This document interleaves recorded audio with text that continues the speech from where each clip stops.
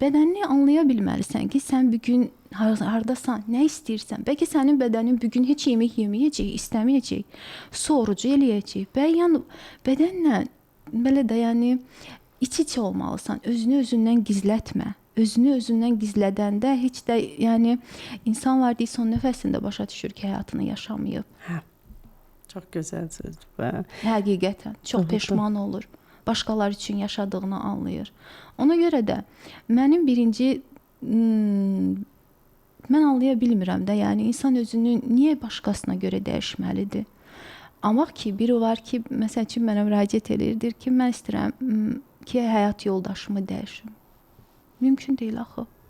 Sən həyat yoldaşını dəyişə bilməzsən. Nə vaxtın çatmayacaq, nə zamanın, heç kimi dəyişə bilməz. Sən ancaq baxış bucağını dəyişə bilərsən.